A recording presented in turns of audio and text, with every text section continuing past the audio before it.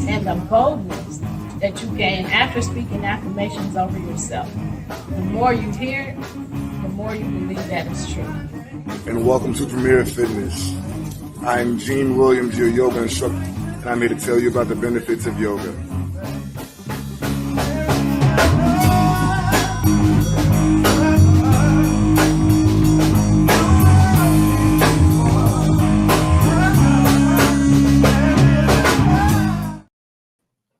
Yes, yes, yes. Where is the love when you're bullying others? There is none. I am your host, Stephanie Hockenhall. Welcome, welcome, welcome to Where is the Love? Welcome my co-host, my son, Gene Williams. Hello there, good people. How are you today? Hope you're doing well. Hope you're taking good care of yourself. We are here to present you with bullying prevention information. Okay. Hello. Y'all don't know how he gonna come in. I don't either. That just popped up. I don't know who this old lady is. She want to talk to y'all too. So, y'all, last week we had on our show Ebony Donald, and she talked about her bullying experiences from childhood to adulthood. And because it is National Bullying Prevention Month, Prevention and Awareness Month, we are entertaining adults who are willing to share their bullying experiences. We are doing this because so many people always say kids bully when I say something about bullying. And I'm like, no, no, no, no. I'm trying to get to y'all that are in denial. Adults do bully. So we have guests all this month. So today we have our guest is Dorothy O'Dell. So welcome, Dorothy, to the stage. Hey. Thank you so much, Stephanie and Jean, for having me. It's an You're absolute welcome. pleasure. Thank you for saying yes. I'm always willing to share my story. So, what'd you say, Jean? People need to hear that story. Yes, absolutely. So, Dorothy, introduce yourself to us. Tell us a little bit about yourself before we get started. Oh my gosh. You want the short version or the long version? Whichever version you're ready to give. All right. Well, I am Dorothy Graham O'Dell. I am from Windsor, Ontario. I am a daughter. I am a child of God. I am a wife and a stepmom to a sassy 12-year-old. I am a bookkeeper by trade, but my jam is letting other people shine on my platform by being able to share their story. I grew up in an amazing home. My parents, there was always love. However, my parents were chronically ill. I didn't know from one moment to the next who would be on the couch and not well, and didn't realize how much of a toll that took until later on in life. But I was actually also bullied all during school. I was an overweight child, and when you're an overweight child, kids are cruel. And I learned later on in life that adults can be twits too. I'll put it PG-13. So in being bullied, I had extreme low self-esteem. And so, the first guy that came along and said, "I love you," I believed him, which turned into a 4-year nightmare of, it was like Dr. Jekyll, Mr. Hyde, but it was the first time I was in I guess an adult relationship, I guess what you could say. Loved his parents, loved his sisters, and loved the fact that for the first time ever, I actually had a couple friends. Because we had, meaning like, what do you call that? When you're together, like couples that way is what I mean. Like, because I never had that before. I was never in a circle of friends where there was, just more than one. So other friends, like husband and wife couples is what I mean by that. And so I, thought, oh, well, maybe it's just me. It turns out, yeah, well, it isn't all just me. I'm, not to blame for everything. And so after 4 years that ended, and I took a 10-year healing journey to find myself with that.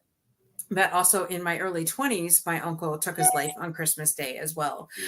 So it's felt like one traumatic event after another in my life. And the only thing I knew was that I had to put one foot in front of the other at all times. Giving up was never an option. And being the strong one was the only solution, is what I thought. When I was being bullied, I never told my parents. When I was in the abusive relationship, I never told my parents until it was over. And so my job was the protector. I am the protector of my family, right? And they don't call me the overcomer for nothing. I earned that title. I would have said proudly, but in the last 5 years of this journey we call life, I realized that, I was an enabler. I've been an enabler my entire life. And when your hero dies, my dad passed away of cancer 2 years ago. And after that, I was just like, how are we going to do this? Like, how is my mom going to handle all this and everything like that? And turns out she's freaking a rock star. And she was never given the option to take care of herself because my dad took care of her or I was taking care of her. So then I was called an enabler for the first time, which was like, pardon me, like, wow. But, I looked at her and I said, you're right. Right. And so anyways, during that, before my dad got cancer, I decided, let's start sharing my story, because if I'm the only one, I know I'm not the only one out there that has been through all this. And the one thing through all of it is I felt alone and hopeless sometimes. So with that, I did write my first book, The Overcomer, Facing Challenges with Faith and Courage. And then later on, I decided, well, I'm going to write the playbook to it. So this is the how-tos, how to become an overcomer. And this is my life story up until I got married, because, surprise, there is nice guys out there. And I just happened to be married to an amazing guy, and learned that marriage is nothing but communication. And when you grew up in high school, well, there was not a lot of communication. You gotta quickly find out how to do that. So yeah. So that's my story in a nutshell. Long-winded, I know, but there's a lot there. Well, yeah, thank you so much for sharing that. So how did it make you feel when you were called a protector, or when you realized that you were a protector? How did that make you feel? To tell you the truth, basically, it's only been the last couple of years that I see that newly. And I am the protector, and I'm okay with being the protector. I don't know. I figure God just put me on this earth to protect what's mine, or, my family is first. My family is always first. And people know that, and that's why, like today, I'm very blessed that you asked me, but I never normally take any appointments on a Sunday, because Sundays are my family time. So when you said Sunday, I was like, oh, dude. You're lucky I love you. Yeah. Yeah. Or at least I feel something towards you that I can say yes, because I don't normally do this. But listen, I was trying to help you get out of that situation you were in before we got on the air today. That's true. I didn't know that was going to happen. That's true. It gave me an excuse to leave. You're right. It has a purpose, huh? Uh-huh. God's always in control. Yes, absolutely. Yeah, Mark says she needs rescuing, so sometimes the protectors need rescuing too. That's true. Yes. And protecting. Protecting. Well, and I used to have the nickname Bulldog in my family, because, anybody goes after my family members, I'm like right there. Yeah. And it's funny. My brother has 2 adult children, and I feel like I helped raise them. My brother was very young when he had his first child, and so that was 21 years ago. His oldest was born, and so we helped we helped raise them. And it's so I kind of feel like they're mine. And so I don't feel as bad that I don't have a child of my own. I have a stepson, but I don't have a child that I birthed. And I thought, wait a minute, this is even better. I have 2 nephews that are 20 years old. And number 1, I didn't have to give birth. Number 2, I don't have to pay for college. And number 3, they get to go home. And I forget where I was going with that. But anyways, it's awesome to be an auntie, because you just get to spoil them and send them home. Yeah. And there was a purpose, but I forget. So how, on the reverse side, how did it make you feel when you were called an enabler? Honestly, I thought I would have took it a lot harder than what I did, but I don't forget, I've taken 10 years of healing journey before I even met my husband. And then it's been a good road, for you. I'm the type of person that can't stay the same this day in and day out. Like I have to, if I see something that I know I have to work on it, I'm working on it. Like my husband's blessed because I know there's not too many people that do that. Right. And so I took it really well. I took a step back and I'm like, you're right. And so from now on, you guys only call me when you really need me. Right. And that's how it's been for the last 2 years. And, I worry because my mom's an hour away from me. She's now a widow, right? But I mean, she's got great friends there. And I never worry about my brother because, I just never don't. That doesn't sound too good, eh? That's not great like English language. But I just don't worry about him because he's like one of those macho guys. And well, I have one nephew that lives in Chicago and I do worry about him. And I have another that is in London, Ontario. And I don't really worry about him. Brandon is the type that can land on his feet no matter what. So. Yeah. There seems to be people like that sometimes. It's like, how do you go through that and still be okay? How do you keep surviving things? So go ahead. That's a good question because, a lot of people would look at me and say, well, how did you survive all that and not be severely traumatized? That doesn't mean that I didn't have PTSD. And that doesn't mean that there are moments that are like, and especially with the grief on top of that, I've lost a lot of people in my life, but the hardest was my dad, Yeah. And so I think you just have to take one step at a time and have an amazing support system. I'm telling you. Yeah. And also be quite cognizant of the fact that everyone processes, emotions and trauma different ways. Mm-hmm. Absolutely. And like you said, having a strong support system, that's major. That's major. I'm going to give a shout out to my Saturday morning ladies right here. They know who they are. There's 7 of us, I think, 7 other women in this amazing group. And I'm telling you, all growing up, I didn't really have a lot of friends. I had more acquaintances than friends, never a solid friendship where, I could 100% count on anybody. But I'm very blessed that they came into my life about 3.5 years ago. And God knew what I needed because there's no way I would have gotten through what I have since I've met them without their support. And they don't let me, like, if I'm having a down day, well, how can we support you? Right? What do you need? Or, I think the only way people can have a solid marriage is if they do have this tribe that they can vent to. I'm not saying every little detail, but instead of going to your husband and shaking him and saying, "What the hell was your head when you thought this?"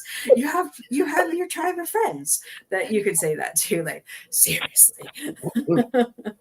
That's good. A support system, a good support system is very much needed in order to make it through some things. I want to go back to the beginning of this conversation. So when you were talking about your first love and how, it made me go back to thinking about, looking for love, so many people look for love and I was one of those. Huh? I was singing that Yes. in my head. I had to say it. I just had to say it. We do look for love in all the wrong places. As soon as somebody, and you said this, that he said this, as soon as somebody say, I love you, because you're looking, you're like, oh, they love me. And then the treatment that comes after that with that person, however that treatment is, we try to navigate and make excuses. We try to navigate through it by ourselves without telling anybody, like you said, about not telling your family. We do that. It's a thing that we just do. Well, I don't want everybody to know, so I'm going to cover for him or I'm going to cover for her. And so we also think that we can save that person, by not telling others, what's happening in the relationship. And maybe if I stay with them, they'll get better. No, and they're tearing you up mentally, emotionally. They're tearing you all up and you don't know what to do, but you don't want to tell anybody. You're covering it up. You're keeping it a secret. Um, but we all look for love. When we're looking for love, we always look in the wrong places. If I think love, for example, I think love is them holding my hand or putting their arms around me. As soon as that happens, then you're like, oh, here's the love that I was looking for, when it's really not the love that we're looking for. And everything after that tells you that that's not love. And so I just thought of something while I was talking, and I've said this before on one of our shows. My daughter calls that the representative, that first person. That's the representative. And when they show you who they are, believe them. Yes. Oh, yeah. Actually, I would like to speak to that as well, if you don't mind. So my thing was, and I had other influences, unfortunately, but the idea was if you stick around and just show that you're a solid person, then this person will come around. And the deal is, like, I can do only my work. Yes. If they don't want to carry their load and do their work and empty that bag, unpack that bag that they're carrying from past trauma, you can't expect anybody to change. Yes. So, and that's how I dealt with it. It's like, if I love her right, if I stick around, and I'm showing that I'm solid, she'll get better. Yeah. No, she didn't want to get better. She didn't want to get better. It's so funny you said that. My business partner says, when somebody shows you who they are, listen. And I really didn't realize what she meant. But seriously, if they are being heard and you just think, oh, maybe they're nervous. No, they're really a turd. Like, listen to that. Like, my gut talks to me. But I always want to give people the benefit of the doubt. Yep. I'm a lot better now, but I went through this phase where, I just, I want them to love me and I want them to like me. And, they're just having a bad day. But if repeatedly they keep showing up as themselves, guess what? That's who they really are. Yeah. Yes. Everybody can have a bad day, don't get me wrong. But if they consistently show up being disrespectful, rude, and ignorant, hello, that's who they are. Right. Yes. Right. Yeah, And the mask is slid off. Now yes. the real face is showing. Yes. Right. And experience is the best teacher. We should be learning from absolutely everything that happens in life, because it's there to teach us something so that we can grow and become better people. And so when it's dysfunctional, or I'll just use the word dysfunctional, when it's dysfunctional, then it's time for us to learn from that thing, to move on and learn from that thing, that relationship, that experience. Because we have to learn from things, like I said, in order to grow. Gene, did you want to say something? Yeah, well, my forehead was itching, that's why I scratched. But but not only do you have to learn from it, the missing step that a lot of people don't include after that is you have an understanding, you've learned it, and now it's time to apply that information. Absolutely. That's wisdom, the ability to apply information and knowledge in an effective way. And that's usually a step that we leave out. Like, I learned it, but I'm gonna let it happen again though. Yeah. Yeah. Yeah, if we keep going through the same thing over and over, that means we didn't learn what we needed to learn. And so it's going to keep recycling until we get it, until we learn, what is it we're supposed to learn from it? So uh, also your book. Tell us about your I don't think I gave you the opportunity to answer about the first love. I know I added to that, talking about love. Is there anything you want to add to that story? Good question. Like I said, I think my biggest takeaway from that is I never make mistakes. I always learn from it. So I love that you said that. My first relationship was just, like I said, it's women out there. There's are teens out there that are listening to this right now or listening to on the replay. Mm-hmm. When do not go looking for love, and think that, even if they do love you, that everything is going to change, because happiness starts from within. And if you're not happy inside, nobody can make you happy. Trust me. I had to learn to love myself. Even after I found the amazing guy and got married, I still wasn't happy because I wasn't happy with myself inside. Yes. And so if they're abusing you, gaslighting you, or, putting you down in any way, pick up your bags and walk out of there, because I'm telling you, until you're married, until the ring's on the finger, you can move very quickly. Yeah. Right. And so, I had come up with, all these things in my head. Oh, I didn't want to leave right away, and everything was in my name. And the moment I decided that I was done with that relationship, it's like God opened up every door, and every single thing that I had but to, God opened the door, and it was just boom, boom, boom, boom, open. And I was out of that house within 24 hours. Yes. And it was crazy. Go ahead. But that's how it happens. When you're ready for the change, things will happen for you, but you have to be open to it, and you have to be willing to accept the change.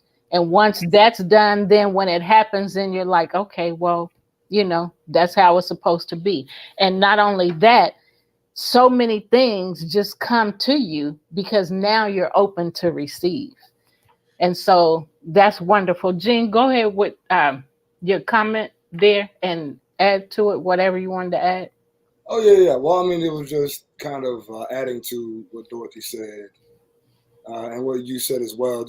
So the saying is, don't look for love, be love, and it will be magnetically attracted to you.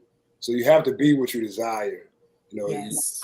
Often we look for love from a place of brokenness. Yes. Opposed to a place of wholeness. And then you get that brokenness in return in the world around you, because that's what's in you. Right. So, like you said, when you do that healing journey to heal, to allow yourself to grow from the trauma that you've experienced, then you attract the things as you heal. Yes. That will help you further heal. Yes. That's good and so true. So, Dorothy, be who you want to attract. Yes. Say that. Say one more time, real loud. Be who you want to attract. There you go. Amen. There you go. Sorry for cutting you off, Stephanie. No, you're fine. Like, it was blind. It was like in my face. That's good. That's good. So going to the different types of bullying, when you read the list of the different types of bullying, what experiences or what thoughts came to your mind? Well, I had worked for some pretty doozy places in my lifetime. Let's just put it that way. And so bullying just doesn't happen in the schoolyard. I actually had worked for a couple different places where it it was rampant in there as well. And, you know, I stayed 10 years in one place. Well, the first week I walk in there, there's like phones whizzing by my head. The husband and wife did not get along. And so I'm sitting in this and I'm like, what the hell am I got myself into? And so, you know, but, you know, all in the name of I needed a job and I needed an income, I was staying, right? And so, you know, a lot of people think that there is no bullying in the workplace, but I'm here to tell you that there totally is. And you don't have to put up with it, you Right. know? It's just, and in this day and age, you wouldn't expect it to be, but it's even more, right? Yes. It's crazy. Yeah. It is crazy. And I wrote a book on workplace bullying because the workplace is where I experience most of my bullying. And then workplace bullies have their own names, separate from bullying in general. So I didn't know about all the different workplace bullying types until, you know, when I wrote my workbook. When I wrote my book, I knew about some of them, but I've learned that there are so many more names to workplace bullies since then. So, Dorothy, what types of bullying did you experience from the in your, you know, in the workplace and in your relationship? So I had part of me, it looked like I wasn't paying attention, but it was, but I wanted to bring that list up again because I was just like, as a refresher. Okay. So yes, in the workplace, it was definitely verbal abuse, like none other. Like it was absolutely, the one place that I worked at, he was just yelling and screaming at me for something. And to the point where there was a door, and then on the other side there was like where the mechanics were, and the mechanic comes in afterwards and says, "Are you okay? I heard the boss going off on you."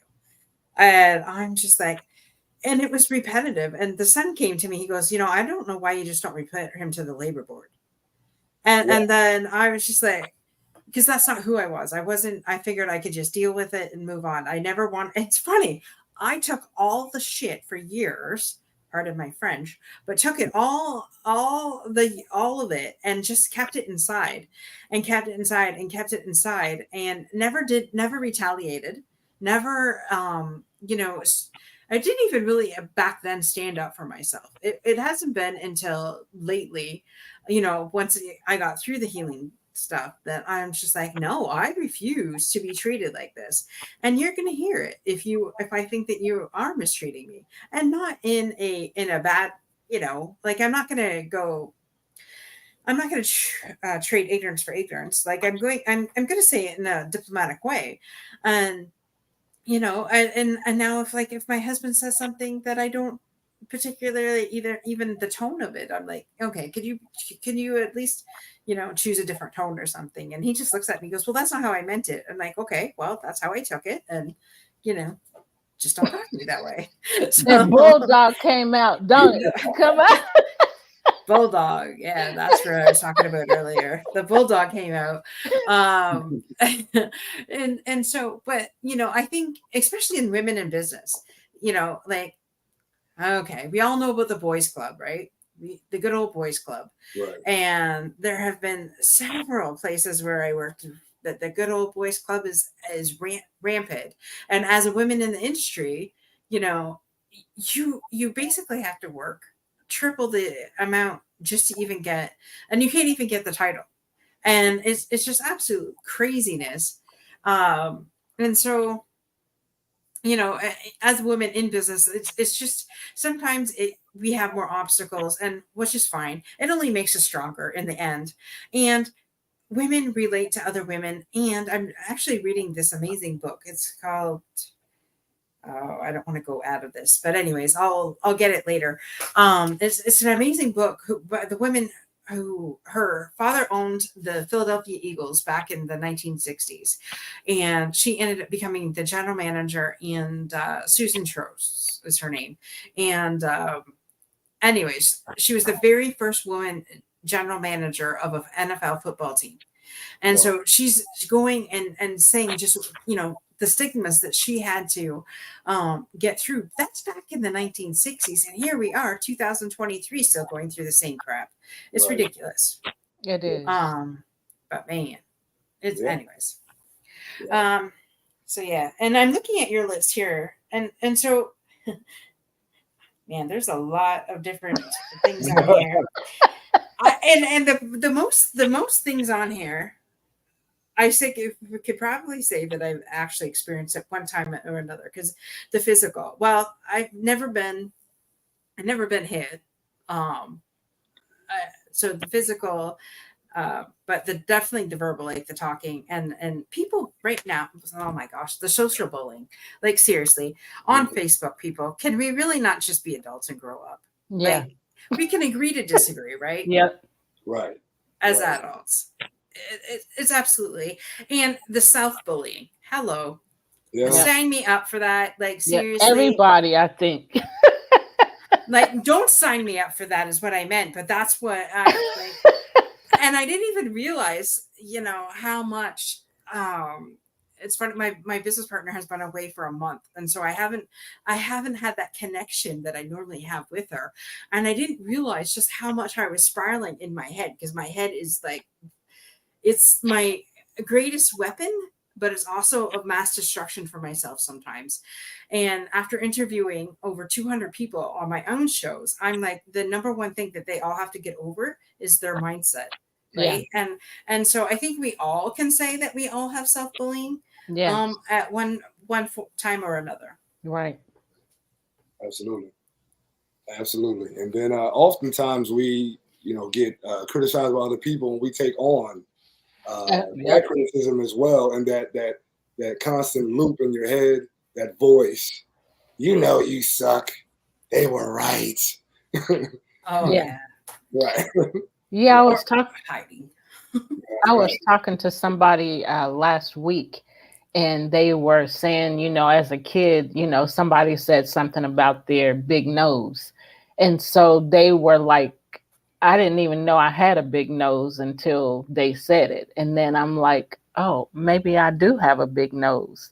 So yeah, you're right. We do believe some things that people say, and we take on their belief, and then we bully ourselves. Well, my nose is big. I'm ugly. I don't want, continuing to beat ourselves up, because of our own thoughts, and then because of other people's thoughts about us. Right. Yeah. So, Dorothy, identify some of those feelings and thoughts that you had when you were being, when you were experiencing some of the bullying that you did. I never thought that I was good enough, right? And I always thought, oh, no one's ever going to love me, because who would want to date somebody who was, overweight and big? And some of the kids in my school were absolutely horrific to me. Besides the name calling and things like that, it was just everyday taunting, whether you were in the hallway or in the classroom. And it's funny because after we grew up, my brother had talked to a couple of these guys that, used to bully me. And they go, oh yeah, well, we really felt bad after. And I'm like, well, not one of you said anything to me. Mm-hmm. And not one has ever in 47 years stepped up to apologize. But the saying, hurt people hurt people. Mm-hmm. Right. Not that it's an excuse, but obviously there's something that is inside of these people. They're missing something, whether it be in their home life or whatever. Maybe they're being mistreated by their parents, and they really don't know love or kindness. And so, it's taken a long time, and I didn't even realize, how badly the bullying had affected me, even right up until a couple of years ago. Yeah. I am very blessed to have an energy healer, holistic doctor in my tribe. And so like we're doing some work, and I'm just like, why is this coming up? Like, I thought I dealt with this in the healing journey that I took. right? But no, it was all just associated with that, and not feeling worthy, and just really believing what they were saying, and that that I couldn't be loved and I wasn't worthy of it. And, how dare I think that, that I could. And it's, if you are listening right now and you have a son or a daughter in school, you should be teaching them to be kind to people who are different. Right. And it's just, it is so stupid that these kids still do it. And we can all be different. And let's just face it. We have the color scenarios here, but that doesn't mean I'm going to treat you any differently because we're different color. We all bleed the same, guys. You cut us, we're all red. Yep. And that saying sticks and stones may break my bones, but names will never hurt me. Well, Jesus, seriously, words do hurt. And absolutely, we do pretend that it doesn't. But seriously, why even if it doesn't cause anything to be better, why even say it? In my opinion. Right. And the deal with like that saying itself, like broken bones, they heal over time. You may have some scar tissue or little bulbs, but it's the words that people hit us with that last a lot longer and actually frame who we are in a lot of ways. Yeah. Yeah. Well, I didn't even realize that I was treating my marriage like it was an abusive relationship until somebody pointed out to me. She says, wait a minute, you're still in the trauma mindset. And my husband's not like that. Clearly he's not, like, because if he was, I wouldn't still be here. But I was just like, yeah, you're right. Because I always say healing's like an onion. It's layer after layer after layer, right? So you could think that you've dealt with everything, but then you could be re-triggered, right?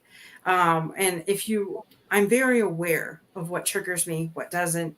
And I know I'll start noticing if something's bothering me, like if I randomly just start eating things and I'm not hungry. Because I notice that is obviously something's bothering me. So what's the underlying thing that's doing that, right? And so I'm very aware of that. I'm not. I know I'm a magic unicorn. I know a lot of people who aren't self-aware. So if I see these things that I'm doing, in time, I can stop it. Right. And then other times we're so in the funk that we just keep going. Right. And then, in that case, overeating, eating when we're not hungry. We're eating because we're, bothered by something. So, yeah, that's good. So, I was going to ask you something. I don't remember what I was going to ask you. I'll probably remember before the show ends, but I do want you to talk about your books. So tell us about your book first, and then we'll go to the playbook. So when you wrote your book, how did that come about, and what were your thoughts while you were writing? And just tell us some about your book. Sure. So I was talking to a girlfriend of mine, and I said, Trish, I've been through a lot. Maybe I should write a book. And she says, yes, you should. And I could hear nudges from God telling me that this needed to happen. And I'm like, nope. And so in that conversation with Trish, I said, well, who's going to read it? And she goes, well, I'll buy it. I'll be the first person to buy a copy. Well, she wasn't the first person. She was the second. The first person was my husband's ex-wife. Oh, wow. Wow. Right? Being nosy. Jen's an amazing person, so I won't say that. But later on, she wanted to know the true story. How we fell in love. But anyway, so yeah, so then the pandemic hit, and God's like, well, now you have the time. You don't have the hour drive back and forth to work, right? So I sat down, and truthfully, once I just sat down, it came pouring out of me, and it was actually a healing process. Back in the day, like even now, I keep a journal. Now it's more like a gratitude journal, unless I really hear different things that God trying to get across to me, right? But I even went back to my journal, because once a traumatic event happens and it's years later, you sometimes your mind plays tricks. Well, is that really true, or is that just how I saw it, right? And so I wanted to make sure that it was as much accurate as I possibly could. So that's why I went back to my journals. But in the process, like, it didn't take me that long to write it. And initially, it took me like 3 months to write it. And then, I sent it off to the editor. It took longer to edit and get everything else done than anything. But it was very therapeutic, because I was in it. I was like releasing all of these emotions that I had in it. And in the book, I talk about, a little bit about growing up with my parents, being ill as they were. And I also talk about the bullying from school. There was an embarrassing thing that happened to me in grade 8 and grade 6. And so, I talk about that, and like the whole class was after me and things like that. And just sharing, how I felt in that. And my very first boyfriend, yeah, that he was a different race than I was. And back then my dad was prejudiced against that race. And so my dad had a learning curve, because my mom says, you keep it up and you're going to lose your daughter. So he eventually changed his tune. So I talk a little bit about that, and just really how that went. But that relationship didn't turn out. More the fact of there was a 13-year age difference in that relationship. He was 13 years older than I was. He lived in a different city. It was long distance, and he was Muslim. So the Muslim culture is not like the Canadian culture where I grew up in, where, bow to the master. That's not who I am. And it would keep me late. He would keep me waiting for 4 hours at a time each time I went to go meet this guy. And so, very disrespectful, things like that. And so I talk a little bit about that relationship in there too. And we were really good friends for a long time after that. Turns out, if you're a friend of his, you're treated 10 times better than if you're a girlfriend. So, we've kept the friendship, but just knew that romantically that just was never going to work. And then I do talk about my abusive relationship, and just really sharing the Dr. Jekyll or Mr. Hydes of everything in that relationship. I do talk a little bit about my uncle's suicide. I don't go into great detail with that. And of course, I changed everybody's name to protect the innocent, right? So, yeah. And then I do talk a little bit about meeting my husband and that courtship. It was weird. We met on... I don't know if you have that over there, but we met on Zeus. It was a dating site. I had been on plenty of others, like Christian Mingle, and other things. And I could not. All I found was scammers, because they figured you were a Christian woman so that you were stupid and gullible. So trying to scam you. And so I gave up on that whole thing. And then I was surfing Facebook one day, and I found this advertisement for Zeus. And it's a funny story. His profile came up, and I was like, I wasn't asking for much. You had to have a job. You had to have believed in like something, like a higher power for sure. At least a spiritual relationship, if not, you didn't have to have religion, but just like a spiritual relationship. And definitely had to have been divorced. Firm Had fact. to be single. Had to be single. So there wasn't much, right? You had to have those criteria. So anyway, well, because I wasn't going to be anybody's sugar mama. Because I already had one of those. No freaking way am I ever being a sugar mama to anybody else again. Unbeknownst to me, that's what I became. That's not how I originally started it out. But anyways, they tell you one thing and do another. That's all I'm saying. And so anyways, we get on this thing and his profile comes up and this was like a weird one, and it was, you had to unlock certain things, and I was just like, you know what, God, if I'm supposed to meet somebody on here, I give you 2 months. If not, I'm getting off here and I'm supposed to be single for the rest of my life. So Joe's profile pops up and I'm like, I'm reading, well, good guy, but it was separated, didn't say divorce. So I swiped and I thought I swiped off, and I actually swiped his profile open. Whoa. And he immediately messaged me, and I'm like, what am I to do with this? So I thought, if nothing else, I met a really good friend, right? Because I'm open for friendships too, like, because I like to meet people, right? So we ended up talking. He asked for my phone number instead of just texting on the site. And I'm like, oh, why not?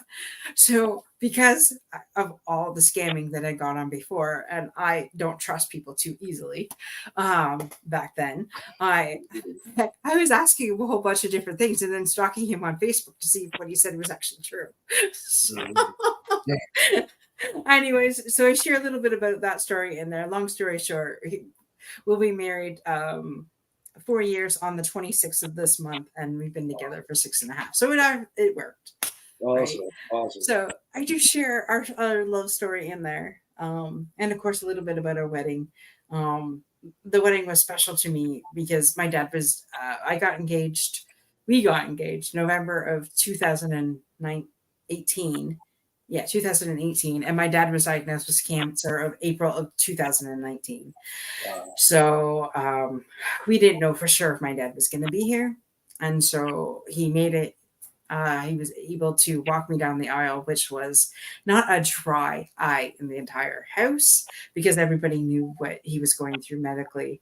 And so, yeah. So it was a great love story, great night. And so just basically those sharing that keep putting one foot in front of the other. You're never alone in your circumstances, and just keep on rolling on, because that's basically the only thing you can do. Yeah. That's awesome. It's a beautiful story. It is. So I want to say one thing, and then I want you to tell us about your playbook. So when you were talking about trauma, and so one of the things that I keep hearing, not just on this show, but lately, and then I even had I even did a speech last weekend, or 2 weeks ago, not knowing that I was going to be hearing that before that at an event I went to and at a workshop I went to after that. But it was about trauma. And so trauma never ends. Things are constantly happening. Events are constantly happening in life. And so it never ends. And so we are to constantly address those triggers when they come, so that we can deal with the trauma. Because when we don't deal with the trauma, it constantly reoccurs. So that we can deal with it. So with that being said, anybody want to add to that? I just want to say that if you don't heal from your own trauma, you're going to carry it on and give somebody else that trauma. Bleed onto other people. Right. Yes. So do yourself a favor and get healed from your trauma. Yes. It's okay not to be okay, but it's also okay to get the help that you need. Absolutely. Yes. What were you going to say, Gene? No, I was actually going to say, and I think that plays into the Overcomer Playbook, correct? Yes. The playbook itself is 7 steps I used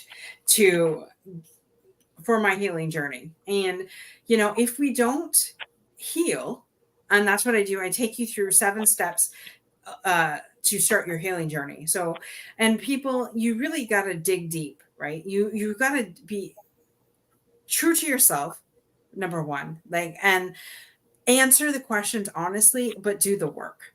Yes. So it's basically like a workbook of just, different things where, I asked you to do, read it, and then I asked you to actually dig into what those traumas were or those occurrences were, and just really write it all down and journal it out, because journaling is healing and therapeutic. And since losing my dad, back here in Canada, we were given at the cancer clinic, we were given a social worker if we wanted it. And so I was the only one that took them up on that. And the first question she asked of me is, what is your self-care like? I'm like, I laughed at her on the phone. And she goes, well, what are you talking about? She goes, what's wrong? I said, I'm getting married. I have a very high stress job in a high stress industry. My dad just got diagnosed with cancer. My mother is not dealing with this well. I have no self-care. Right. And I have a stepson. I'm like, there is no self-care. And she goes, well, if you don't, it's going to kill you. And so that's one of the steps in this book, is finding some kind of self-care regimen that you like. And I know a lot of women like go taking a bath, and I'm not one of those women. I would rather go on a nature hike than take a bath. Love my showers, but whatever works for you. And you got to find out what works for you, not what works for your best friend or, your husband, but what works best for you. Yes. And of course, having fun, life can be stressful. Being an adult sucks sometimes, and we forget how to have fun. Yeah. And if I'm 47 years old and if I can't have fun, I don't want to do it. Yeah. And so, in here, I list different ideas you can use for self-care. Like, if nobody has any idea what that even meant, I give you some ideas that you can at least try. And I really encourage people to try something you've never done before, and just do it. If you don't like it, you never have to go back to it, but just really try something new and just go after it. So it is the 7 steps I used to go from being stuck to unstoppable, and all that I do, and overcoming everything that I've overcome in my life. Love it. And make sure that everyone who's watching, look at the information scrolling. This is information to our book here, so make sure you get a copy. Also, want to make sure that before we go, we discuss your 2 podcasts. Yes. Unstoppable Overcomer and the Power Half Hour Unstoppable Business Owners. That's it. You got it right. You got it right this time. Yes. Let me ask you a question real quick before you answer that. Is that playbook a companion workbook to your book? Yes. Okay. So yes, like you could read the story, and then this is like, I believe I even talk about the first book in here a little bit. Okay. At the beginning, anyways. I know for sure at the beginning. Okay. It was, and it is actually dedicated to my dad. Okay. You'll notice football. Football has been a theme in my life since we were little, and then of course I married a sports nut. There's nothing else on our TVs but sports. And so my dad's favorite team was Pittsburgh Steelers. So the colors are Pittsburgh's colors. So yeah. Good. Okay, now about your podcast. I didn't want to interrupt, but I did want to know, are we to purchase those together? No, they're separate. Sorry, okay. They are separate. But I thought you meant something different. They are separate. So one is the one, and then it is 2 separate books. So what I meant by companion is is it like chapter by chapter in your playbook? Is it like chapter by chapter? So you read this chapter, so work on this chapter. No, kind of thing. No, okay, they're separate. Okay. Yeah. Okay. Thank you. Thanks though for asking that, because I never even thought of that. I didn't think of doing it that way. I don't know why. I didn't do mine like that either. So about the podcast before we Yes. run out of time. Yes. So Monday nights at 7 p.m. Eastern Standard Time, we have the Unstoppable Overcomers, which can be watched on my LinkedIn, my Facebook, or my YouTube channel. And that is featuring people who have overcome great odds but have gone on to help other people. So we have so many amazing, incredible stories on there of people overcoming and being able to take the next step in life. And then Wednesdays at 5:30 Eastern Standard Time, we on the same channels, we have the Power Half Hour Unstoppable Business Owners. So for those business owners from around the world, I literally have had, I can say around the world, I've had Ireland and Scotland on the show. So we're truly international, in Canada and the United States. So, and Australian. Yes, Australia too. So any business owner that is out there that wants to be on the show, just connect with me. But yeah, it's just amazing business owners that have, that they too are unstoppable and all they do. And we want to feature them and honor them. Beautiful. Nice. Beautiful. Yeah. I got one more thing for you. So aside from all the amazing things that you've done and the platforms that you've created for other people, you are also a veteran ally. Please speak to that. Yes. I love my veterans. So on July 31st of 2022, we had Greg Bicknell on our show, who is a 28-year Air Force veteran. Greg came on my show and talked to me about veteran suicide. There were at that time 22 veterans a day dying by suicide. Wow. And he shared his journey of, he had attempted suicide, I think, at least twice. And before he decided to reach out for help. And when he reached out for help, he was told to make an appointment. So, you've given up 28 years of your life. You attempted suicide, had a gun to your head, decided not to pull the trigger. Here you are, though, asking for help, and you're told to make an appointment. So he didn't like that, obviously. And he decided that he was going to use that for good, though. And he started his own veteran charity, which was at that time Camaraderie Rescue Mission. So with that, Greg opened me up to the veteran community. And so I, since then, the suicide rate has doubled. The divorce rates among our first responders and veterans is at 80%. And I am on a mission to help these men and women to stay in their marriage and to get them all the help that they need in transition, because there's not a whole lot of you get a 2-week course after giving up your life. You get 2 weeks, and then you transition into civilian world, and you're supposed to be able to transition like that. That's not how it happens. Right. You see things, especially if you've been in combat, and so it is my life's mission to help these men and women. And then as I'm doing all this, I'm like, well, wait a minute. You grew up in the Canadian Legion. Since I was in my late teens, early 20s, I was at the Legion with my grandfather every Friday night or every Saturday, and I had an uncle that served. And then I found out my great grandfather served in the Navy. My uncle served in the Armed Forces. I have a nephew currently serving right now. And I'm just like, man, no wonder why I can't get away from these guys. And it's just like, I can relate to them so bad. I swear in my former life, I must have been a warrior. I had to have been. Because I just, yes, right.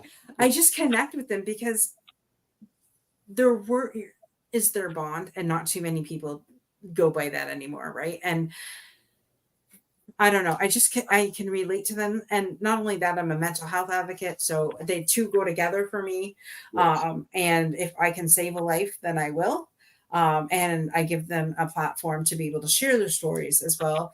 And rumor has it, I don't have any details, but rumor has it that there will be a third podcast coming out for veterans on my channels. Wow. So, congratulations. Thanks. More to come on that. And I am also on the board of directors for Heroes, Badges, and Warriors. I am the chair. So I do put my money where my mouth is. I not only help them any way that I can, but I am on the board trying to make a difference. That is beautiful. Wow. Absolutely beautiful.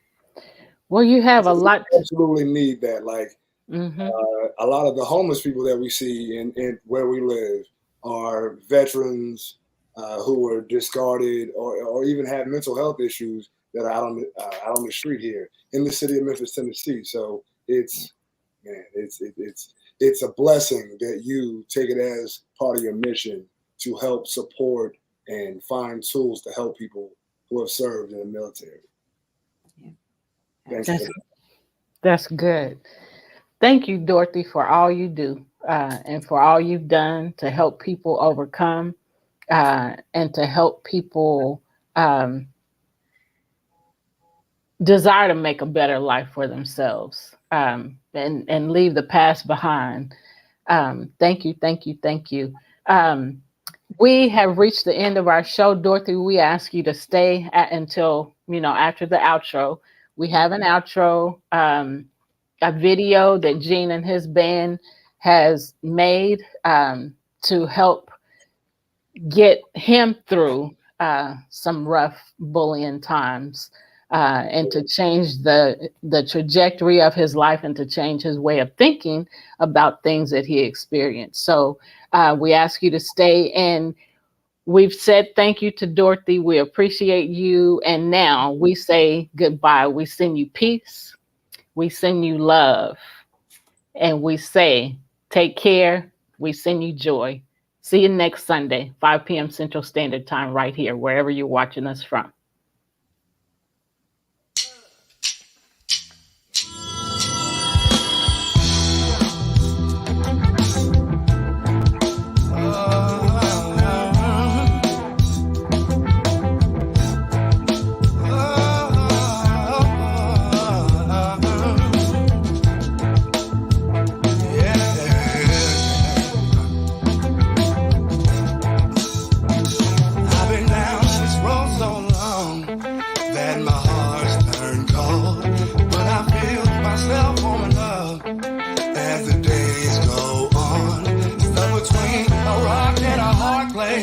Had become a common thing, but I have the faith to move a mountain. As you'll see, won't let you take it from me. No, no, no, no, no. Won't let you take it from me. No, no, no, no, no. Won't let you take it from me. No, no, no, no, no, no. Won't let you take it from me. No, no, no, no. Dark clouds, catastrophes and self-doubts, but I kept my head when I couldn't see how. My strength of will make me proud. Everything falls into place. Gotta take the risk, can't play it safe. Gotta have the faith to move a mountain. Then you'll be free. Won't let you take it from me. No, no, no, no, no. Won't let you take it from me. No, no, no, no.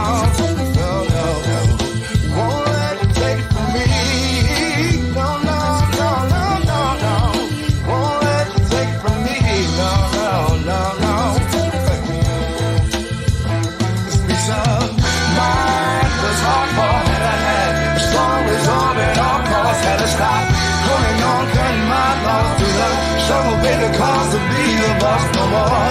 So just clear sky. Decided to take control of my life. Now I'm not afraid to reach for those heights. Ain't no glass ceilings inside. Take it from me. No, no, no, no, no. Won't let you take it from me. No, no, no, no. No, no, no.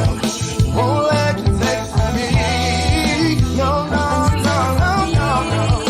Won't let you take it from me. No, no, no, no, no. Won't let you take it from me. Won't let you take it from me. Won't let you take it from me. Won't let you take it from me.